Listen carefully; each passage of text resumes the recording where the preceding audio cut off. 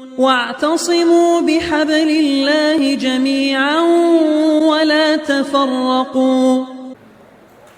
بسم الله. السلام عليكم ورحمة الله وبركاته. إن الحمد لله نحمده ونستعينه ونستغفره ونعوذ بالله من شرور أنفسنا وسيئات أعمالنا. من يهده الله فلا مضل له ومن يضلل فلا هادي له. أشهد أن لا إله إلا الله وحده لا شريك له وأشهد أن محمدا عبده ورسوله صلى الله وسلم عليه وعلى آله وأصحابه ومن تبعهم بإحسان إلى يوم الدين. قال الله تعالى في القرآن الكريم: يا أيها الذين آمنوا اتقوا الله حق تقاته ولا تموتن إلا وأنتم مسلمون. أما بعد فإن أصدق الحديث كتاب الله وخير الهدي هدي محمد صلى الله عليه وسلم وشر الأمور محدثاتها فإن كل محدثة بدعة وكل بدعة ضلالة وكل ضلالة في النار. نسأل الله السلامة والعافية. Ma'asyiral muslimin, ikhwani fiddin, rahimani wa rahimakumullah. Kembali kita bersyukur kepada Allah Subhanahu wa taala karena sampai detik ini Allah Subhanahu wa taala senantiasa meliputi kita dengan rahmatnya. Padahal rahmat yang Allah turunkan untuk penduduk dunia ini hanya satu. Namun dengan satu rahmat itu tercukupi seluruh kebutuhan makhluk-makhluknya. Hal ini berdasarkan sabda Nabi sallallahu alaihi wasallam sebagaimana yang diriwayatkan oleh sahabat Salman Al-Farisi. Dikeluarkan hadis ini oleh Al-Imam Muslim dalam sahihnya, dalam Sahih Muslim. Rasulullah bersabda, innallaha khalaqa yawma khalaqas samawati wal arda mi'ata rahmatin. Sesungguhnya kata Rasulullah, Allah itu telah menciptakan pada hari Allah menciptakan langit dan bumi 100 rahmat. Jadi rahmat kasih sayang Allah itu Allah ciptakan ketika Allah menciptakan langit dan bumi. Sebanyak 100 rahmat. Kullu rahmatin tibaqa bainas sama'i wal ard. Setiap satu rahmat Allah itu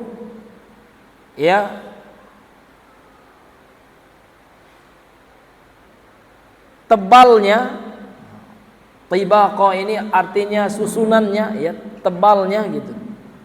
Ma bainas sama'i wal ard, sebesar apa yang di antara langit dan bumi. Faja'ala minha fil ardi rahmatan.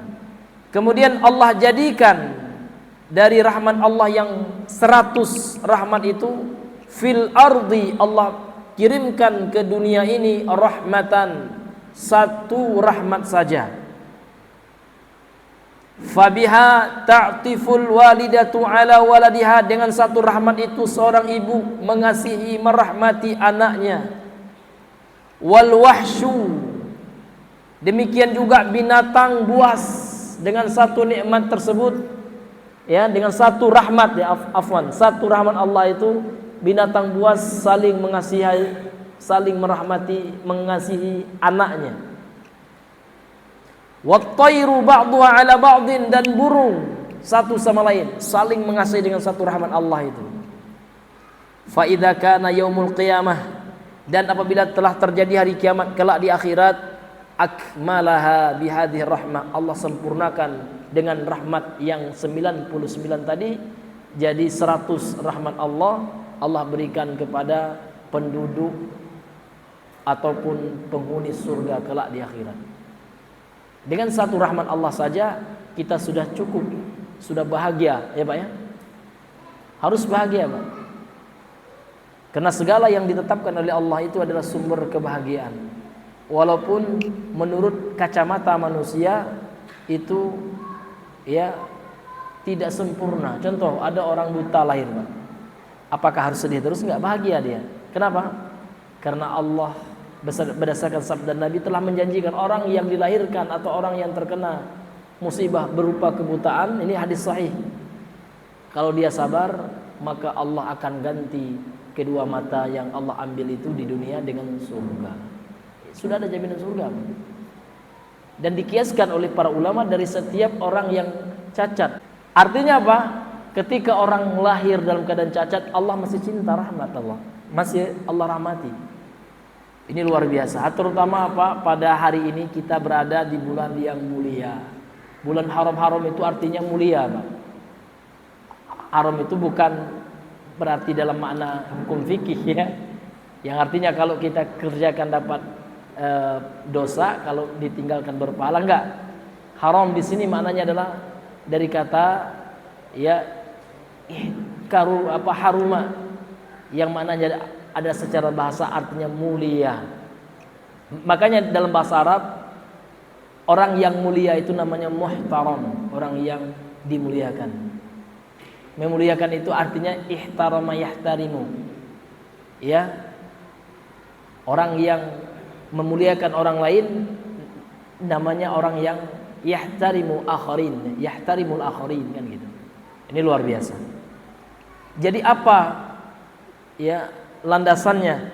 Kita mesti beramal, Pak, karena pahala Allah lipat gandakan. Ini diantara rahmat Allah juga. Diantara rahmat Allah yang sangat besar kepada umatnya, Allah jadikan ada waktu-waktu tertentu yang apabila kita beramal di waktu itu dilipat gandakan. Contoh di bulan Ramadan, ya kan? Contoh di pertiga akhir malam, sulusul lailil akhir, ya.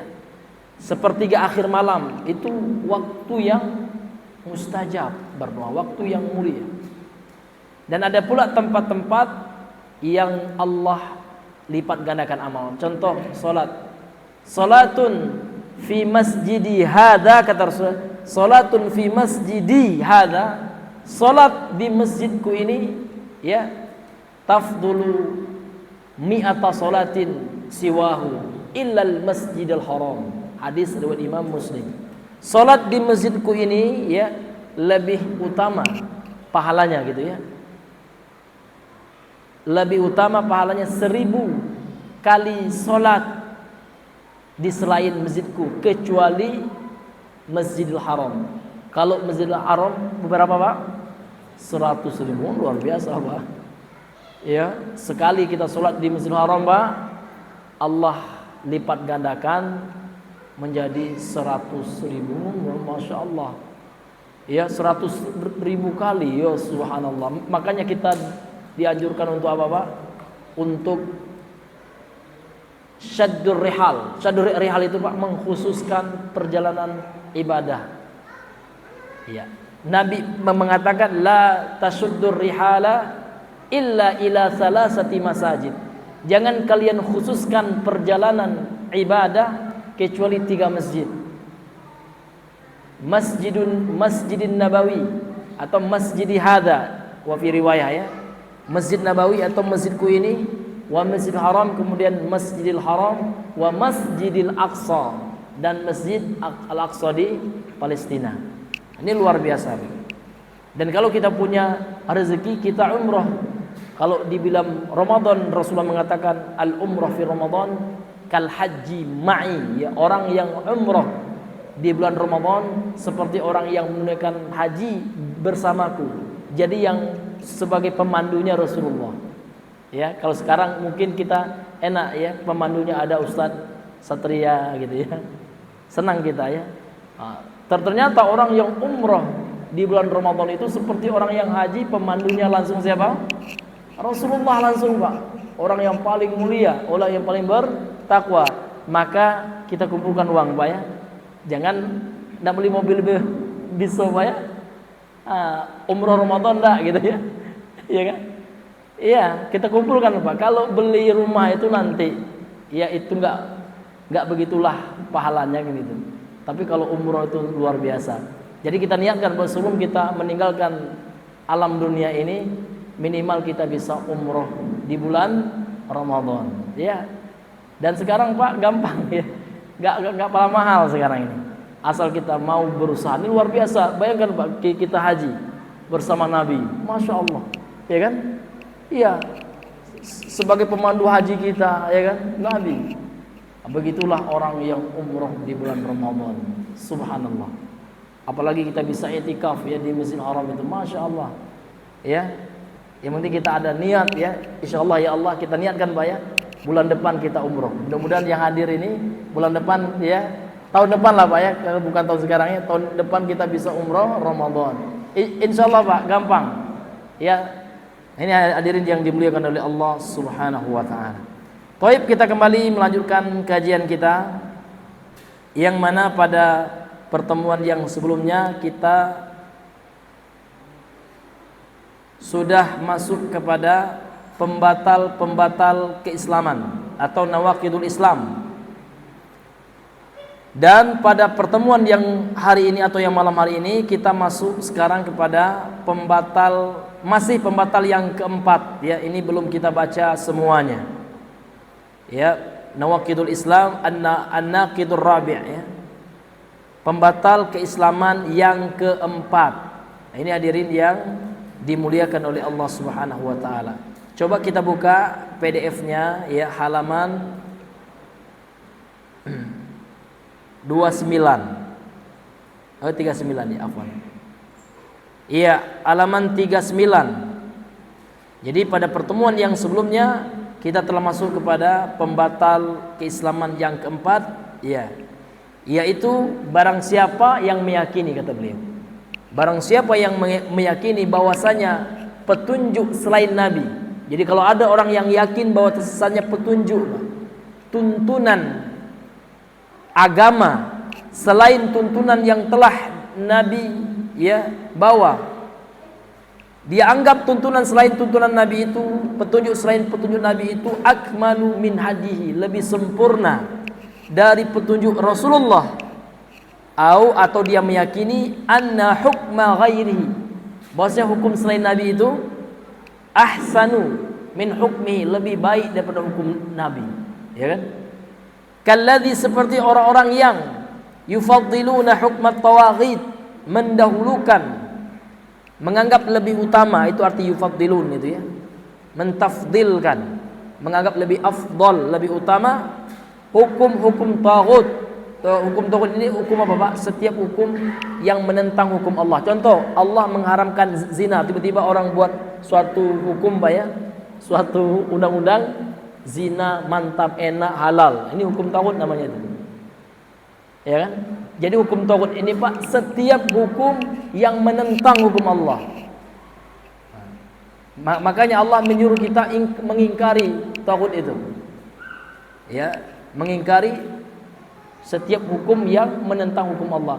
Allah mewajibkan sholat misalkan, dia bilang jangan sholat. Seperti di Cina, di Uighur ya. Naudzubillah Pak, ada teman ya pernah nonton YouTube Pak. YouTubernya ini pernah langsung ke Uighur itu, meneliti, melihat keadaan orang Islam. Kata mereka, kami pinginlah puasa, namun orang Cina gitu, pemerintah Cina kan Cina yang menguasai itu Pak, melarang kami puasa. Tidak boleh. Nah, ini taghut itu. Ya.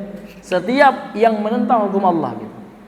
Jadi kata beliau, seperti orang-orang yang mendahulukan, menganggap lebih utama hukum taghut ala hukmihi, di atas hukum Allah, fahuwa kafirun. Nah, maka orang yang seperti ini adalah orang yang non muslim, bahasa halusnya ya.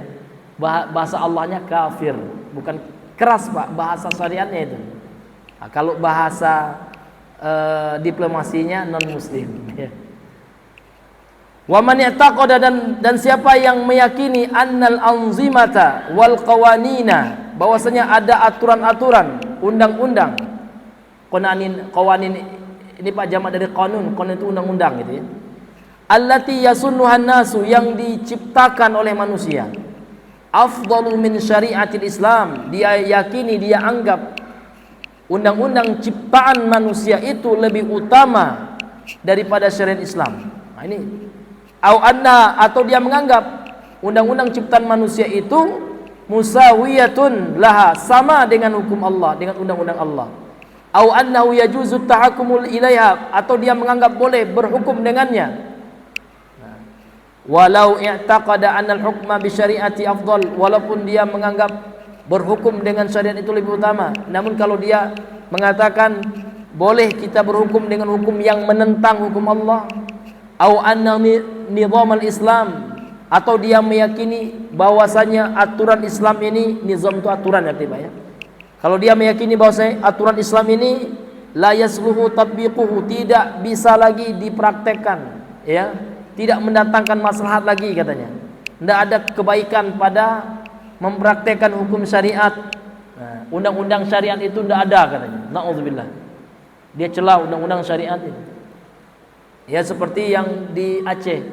Kita harus apresiasi Pak, walaupun tidak 100% ya, namun dia sudah ada keinginan untuk menerapkan undang-undang syariah. Kita apresiasi. Ya, berani Perda Aceh itu, walaupun bukan undang-undang nasional ya, Perda. Yes. Dan juga seperti di Sumbar juga, dia memasukkan ke dalam adat. Nah, Perda juga ya. Karena adat Sumbar itu Pak, slogannya Masya Allah, adat harus kembali kepada syarak. Adat bersandi syarak, syarak bersandi kitabullah, kan begitu. Ini luar biasa. Yang mesti kita tetap terapkan itu Pak ya, yang seperti itu. Karena memang itu sudah menjadi perjanjian semenjak sebelum merdeka Indonesia ini. Jadi itu namanya Pak, perjanjian antara kaum adat dengan kaum paderi. Jadi di Sumatera Barat itu Pak, kaum agama itu dipelopori dahulunya oleh Tuanku Imam Bonjol. Jadi Tuanku Imam Bonjol ini Pak, beliau ini lulusan dari Mekah, pulang beliau. Ternyata sebelum Tuanku Imam Bonjol ini sudah ada rupanya, namun jarang dibaca Pak. Jadi Minang itu sudah dekat, sudah kuat Islamnya sebelum merdeka, sebelum ada kata-kata Indonesia, masih Nusantara kan gitu. Belum ada Sumpah Pemuda. Ada namanya Pak di Minang itu Harimau Nan Salapan. Nah, mereka adalah para alim ulama yang memang betul-betul menerapkan Islam. Di antaranya Haji Piobang, Haji Miskin, Haji apa Pak? Banyak haji-haji lah, karena memang mereka belajar berangkat dari siapa Pak? Dari Mekah. Dan disinyalir mereka itu adalah murid-muridnya daripada Syekh Muhammad bin Abdul Wahab. Maka mereka Pak diberi gelar oleh Belanda waktu itu, ini Wahabi, hati-hati. Jadi Wahabi ini bukan sekarang aja, semenjak zaman feodal ya, zaman penjajahan sudah ada. Dan ternyata ungkapan Wahabi ini adalah ungkapan yang dipelihara dan dikembangbiakkan oleh Belanda. Hati-hati ya, orang-orang yang suka bilang Wahabi itu Pak ya, hampir sama dengan siapa? Belanda itu ya. Karena Belanda ingin memberikan citra buruk terhadap perlawanan ya, pemberontakan Tuanku Imam Bonjol, memberontak kepada Belanda kafir, boleh, wajib hukumnya ya. Memberontak kepada penjajah wajib. Yang tidak boleh memberontak kepada sesama umat Islam gitu. Jadi ya Belanda ini Pak ingin menguasai media waktu itu. Kalau media waktu itu kan semuanya dikuasai oleh Belanda. Dibuatlah framing Pak ya, digorenglah. Hati-hati dengan Imam Bonjol itu sesat, Wahabi. Nah ini hadirin yang dimuliakan oleh Allah SWT. Ini bisa Bapak baca bukunya Buya Hamka. Judulnya ya Perbendaharaan Lama. Bisa di-download Pak ya. Diketik di internet, download e-book ya. Perbendaharaan Lama tulisan Buya Hamka itu. Ini Bapak Ibu yang dimuliakan oleh Allah Subhanahu wa taala. Dan ayahnya Buya Hamka itu Pak, ya kan, namanya Haji Abdul Malik Karim Amrullah itu. Beliau adalah orang yang dituduh Wahabi juga. Iya. Karena waktu itu di Minang itu ada dua Pak, ada namanya kaum tua, ada kaum muda. Jadi kaum tua ini yang yang mengarah-arah kepada tarikat sufi gitu ya. Kaum muda ini berusaha untuk memurnikan kembali ajaran Islam, mengajak kembali kepada Al-Quran dan Sunnah, kan seperti itu. Waktu itu beliau, ayahnya Buya Hamka ini Pak, pernah ia mendiskusikan tentang masalah, walaupun ini masalah fikih sebenarnya, namun ini masalah yang banyak dianggap sebuah ibadah padahal nggak ada tuntunannya. Ya, menjaharkan niat, ya kan? Sehingga beliau dituduh oleh sebagian orang yang nggak suka sebagai Wahabi juga. Padahal ini ayahnya Buya Hamka ya. Ini hadirin yang dimuliakan oleh Allah. Ini bisa Pak ya dibaca di buku itu. Bapak Ibu yang dimuliakan oleh Allah Subhanahu wa taala, kembali kita kepada pembahasan kita. Jadi kalau ada orang yang mengatakan bahwasanya aturan Islam ini enggak cocok lagi diterapkan, la yasluh tatbiquhu, tidak ada maslahat untuk diterapkan. Fil qarnil 20 di abad 20 ini. Au annahu kana sababan fi takhallufil muslimin, atau dia menganggap bahwasanya aturan Islam ini menjadi sebab kemunduran kaum muslimin. Au annal Islam, atau dia menganggap Islam itu hanya sesungguhnya Islam itu yahsurul alaqata bainal abdi wa rabbi fil masjid, hanya yahsuru itu artinya terbatas, hanya hubungan antara hamba dan Tuhannya di masjid saja, faqat saja ya. Duna an yatadakhalad dinu fi sairi syu'unil hayah ya. Islam itu hanya di masjid saja tanpa masuk mengatur seluruh kehidupan kaum muslimin, seperti pemahaman orang sekuler. Jadi orang sekuler itu menganggap agama ini hanyalah urusan pribadi saja. Tidak boleh agama ini kita bawa ke tengah-tengah masyarakat katanya. Agama cukup kamu yakini di hati aja, cukup di masjid aja. Masalah ekonomi jangan bawa agama, ya kan? Masalah politik jangan bawa sesuai dengan aturan Islam. Politik kami mesti politik ya dari Yunani itu, ya kan? Ini sekuler Pak ya. Mereka meyakini Islam itu hanyalah sebatas sholat, ya kan? Hanyalah ibadah ritual saja. Sementara permasalahan kehidupannya tidak ada hubungan dengan Islam.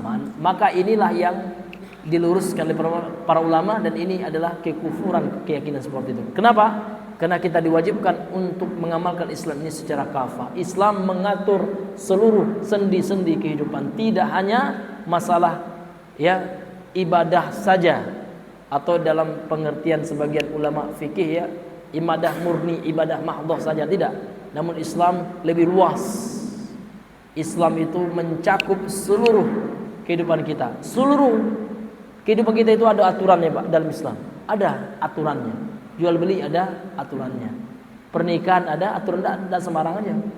Tapi kata orang sekuler itu jangan diatur dengan agama. Nak zina orang biarin saja. Nauzubillahi min dzalik. Nak kumpul kebo biarin aja. Jangan kalah kita sama kebo katanya. Nauzubillahi min dzalik ya. Ya, namun dalam keyakinan Islam yang benar tidak.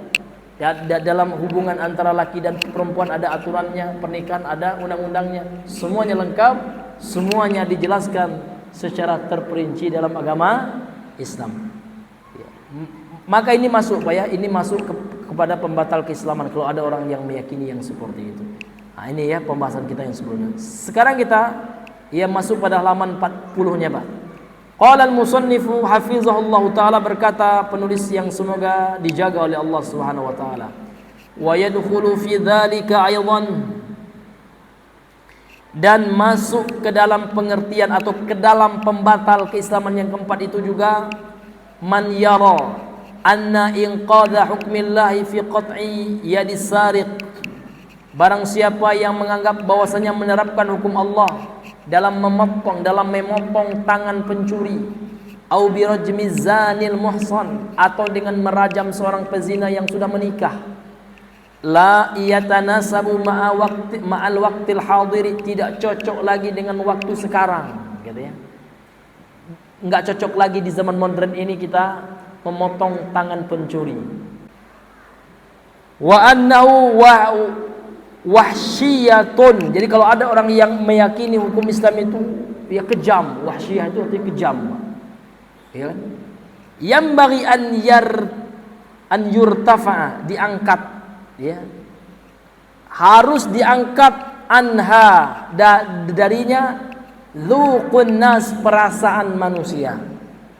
Ya. Jadi hukum Islam itu Pak, kalau sudah diputuskan itu tidak ada lagi mengenal ibu bawa gitu, nggak ada lagi Pak. Diangkat lagi dzuqun nas, perasaan itu, dzuq gitu ya. Diangkat. Ya. Misalkan orang sudah mencuri Pak, kemudian faktor dia mencuri, lihat. Nah, seorang hakim itu mesti melihat apa motifnya mencuri. Ternyata dia sudah kaya gitu kan. Bukan karena kepepet. Artinya dia kalau tidak mencuri tidak makan dia. Tidak punya apa-apa untuk makan. Di zaman Umar bin Khattab dilihat oleh Umar ya. Ada orang yang mencuri, dilihat orang ini miskin memang. Ya dia terlunta-lunta hidupnya dan enggak ada orang yang mengasihaninya, ya kan? Dia mencuri untuk makan, tidak dipotong tangannya. Ada yang satunya orang kaya, namun mencuri itu suatu hobinya gitu ya, dipotong tangannya oleh khalifah waktu itu. Demikian juga ya dalam penerapannya seperti itu Pak ya. Jadi harus dihilangkan perasaan, kan kasihan kita. Nggak ada, kalau seandainya itu sudah ketentuan Allah nggak ada Pak ya. Tidak ada standarisasinya rasa perasaan. Kemudian kata beliau, wa yadkhulu fi dzalika aidan, kemudian masuk dalam pembatal keislaman yang keempat tadi itu Pak, kullu man i'taqada, setiap orang yang meyakini annahu, bahwasanya yajuzul hukmu bighairi syariatillah fil muamalat, boleh kita berhukum dengan selain hukum Allah. Maksudnya dengan selain syariat Allah ini Pak, dengan syariat yang menentang. Ini Pak harus kita kasih catatan. Dengan syariat atau aturan yang menentang aturan Allah, itulah aturan taghut itu. Tapi kalau ada aturan Pak, memang tidak ada dalam Al-Quran, memang nggak ada dalam Sunnah, namun maknanya, tujuannya tidak bertentangan dengan inti atau dengan konsep Islam, maka ini bukan taghut. Contoh hukum lampu merah, kan memang tidak ada Pak, mana ada dalam Al-Quran. Ya berhentilah engkau ketika lampu merah, kan ada Pak, ya kan? Al-Quran hanya memerintahkan kita taat kepada pemerintah. Ya ayyuhalladzina amanu atiullaha wa atiur rasul wa ulil amri minkum, kan itu secara umum saja, dan pemerintah kita menetapkannya sehingga kita wajib mentaatinya. Ini hadirin yang dimuliakan. Dan secara logika, secara fakta dan eksperimen Pak ya, adanya rambu-rambu lalu lintas itu ya memberikan kebaikan, mengurangi kecelakaan lalu lintas, ada manfaat duniawinya. Maka Pak kita wajib untuk mentaatinya. Ya, jangan petang-petang pakai topi ditanya Pak polisi, kok Pak nggak pakai helm? Udah Pak ini lebih mantap ini helm akhirat. Jangan. Karena itu bukan berbicara akhirat jatuh Pak. Ini berbicara Bapak di dunia pecah kepala Bapak kan itu ya. Dan ini harus ditaati Pak. Karena ada juga sebagai teman gitu Pak. Iya. Rajinnya cuma pakai topi doang, ya, nggak mau pakai helm. Karena dia menganggap ini udah canggih ini, helm akhirat nih katanya. Maka ini tidak bisa diterapkan seperti itu. Karena memang kita berbicara hukum dunia sekarang, ya. Ini Bapak Ibu yang dimuliakan oleh Allah Subhanahu wa taala. Dalam muamalat ini Pak, zaman dari muamalah. Muamalah itu Pak, interaksi sesama manusia. Ada namanya ibadah. Kalau ibadah ini secara khusus Pak ya, namanya ibadah mahdhah, itu lebih kepada interaksi hamba dengan Allah secara ya vertikal.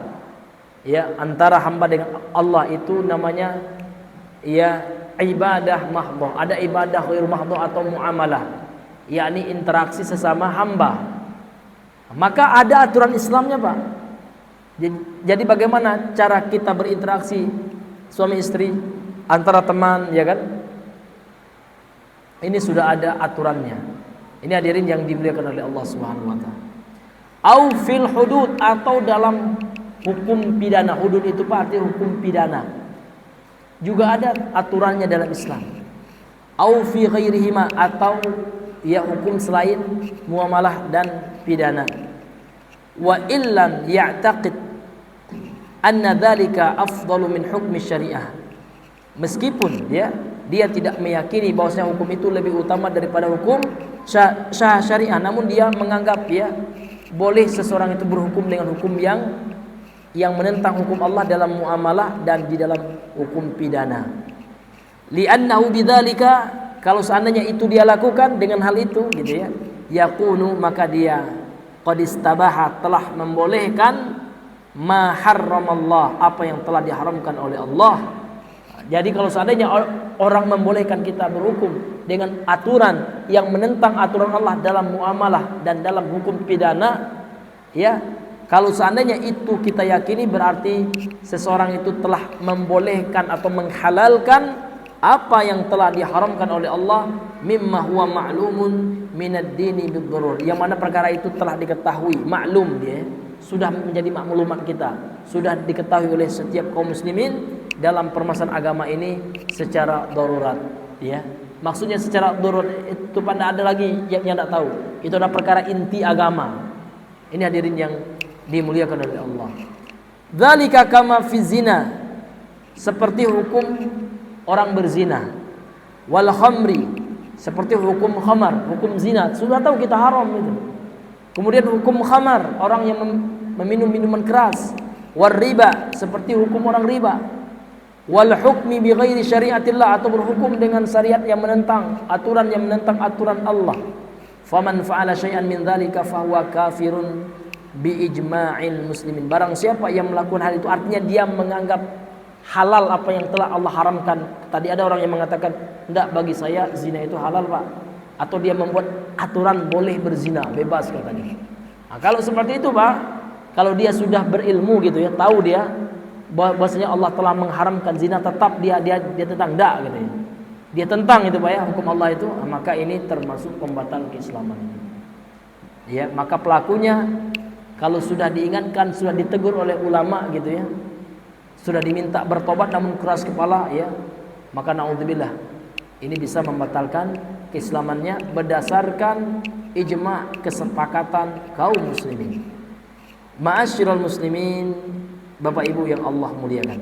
Kemudian beliau melanjutkan ini di halaman 41-nya, Pak.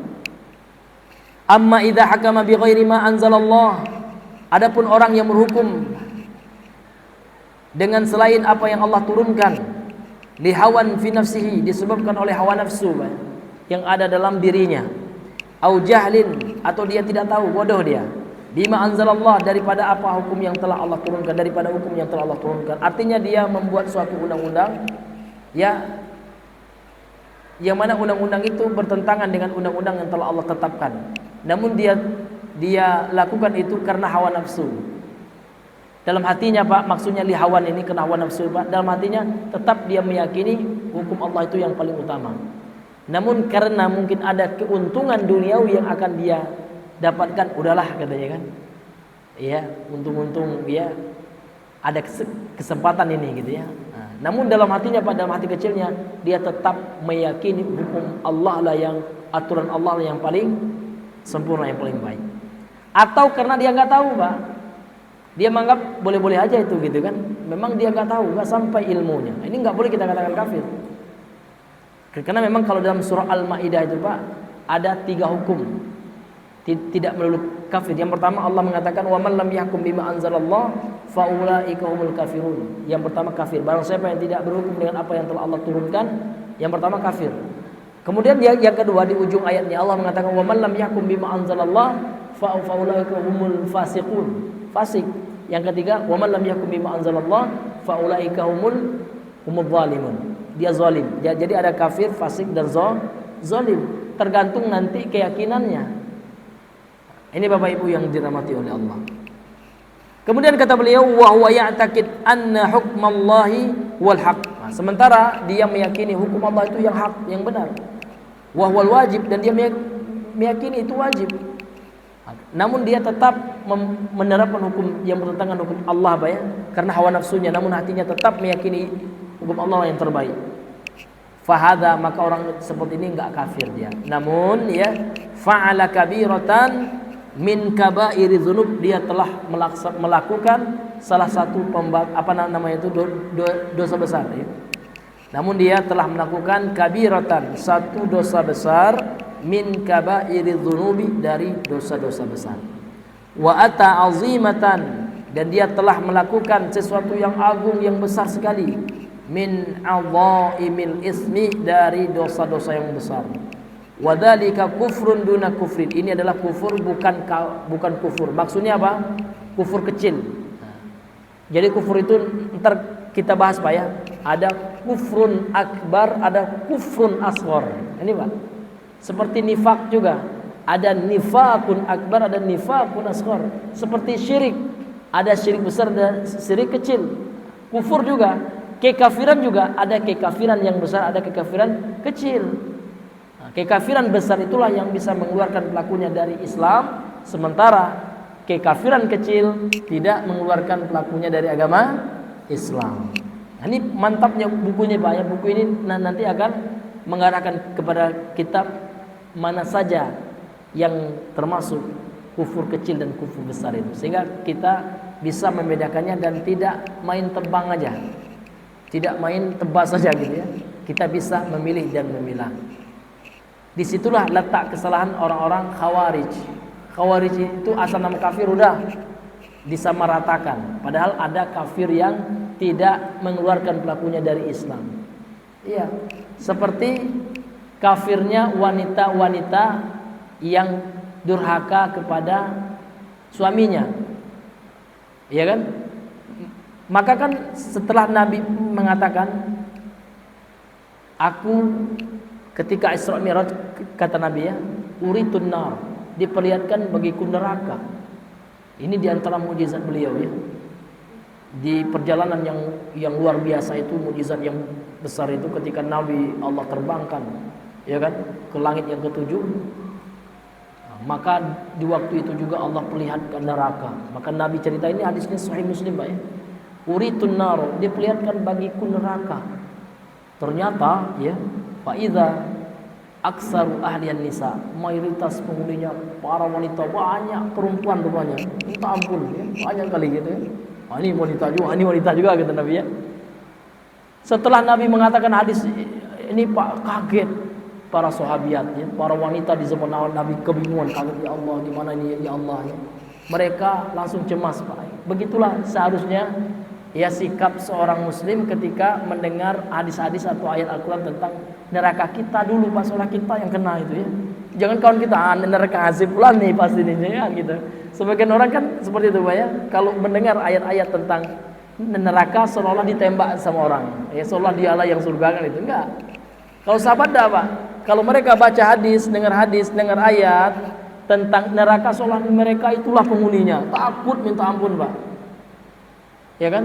Maka bertanya seorang sahabiah waktu itu, ayakfurna billah, apakah wanita yang kau katakan tadi itu wahai Rasulullah mereka telah kafir kepada Allah? La, tidak. Bal yakfurnal ashir.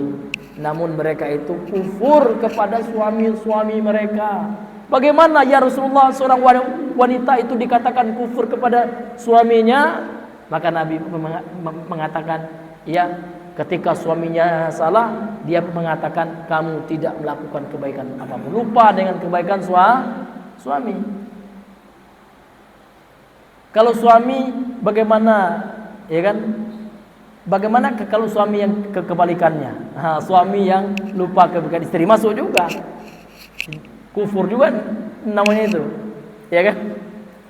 Ya. Istri yang lupa, salah sekali suaminya, dianggap salah semua kan gitu kan. Karena wanita ini Pak paling paham, paling cepat ingatnya kalau kita salah Pak ya. Tapi kalau kita berbuat baik cepatnya dilupakan ya. Nah, ini hadirin yang dimuliakan Allah. Inilah sifatnya Pak ya, sifat wanita yang banyak penghuni surga, penghuni neraka yang dilihat oleh Nabi itu ya. Mereka itu cepat lupa terhadap kebaikan suami. Dan yang ingat itu Pak, yang tahunya itu hanya salah saja. Demikian juga kalau suami, kalau hanya tahu salah istri aja. Ya kan, padahal istri itu sudah banyak kebaikannya Pak ya.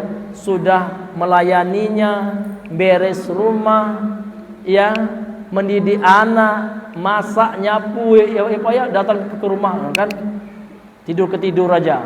Tetap dibilang begitu. Ini sama aja, ini suami durhaka juga itu. Istri bisa durhaka, suami juga bisa juga Pak. Maka intinya kita mesti bersyukur kepada istri kita. Karena seseorang itu, kata Nabi, tidak dikatakan bersyukur kepada Allah kalau tidak berterima kasih atau bersyukur kepada manusia? Tentu manusia yang paling dekat sama kita setelah orang tua kita siapa, Pak? Istri kita. Demikian juga suami, manusia yang paling utama ya terhadap istrinya setelah kedua orang tuanya. Bahkan suami dulu Pak ya, setelah itu orang tua kalau wanita. Ini Bapak Ibu yang dimuliakan oleh Allah Subhanahu wa taala. Wallahu taala a'lam bissawab. Karena sudah masuk waktu Isya Pak ya. Ya, kita cukupkan dahulu sampai di sini pembahasan kita. Mudah-mudahan yang sedikit ini bisa ya menambah keimanan kita, terutama bagi kami yang menyampaikan ini. Semua yang benar itu datang dari Allah semata, yang salah, khilaf, lupa dan keliru ini dari kami pribadi dan waswas syaitan yang terkutuk. Subhanakallahumma bihamdika asyhadu an la ilaha illa anta astaghfiruka wa atubu ilaik. Assalamualaikum warahmatullahi wabarakatuh.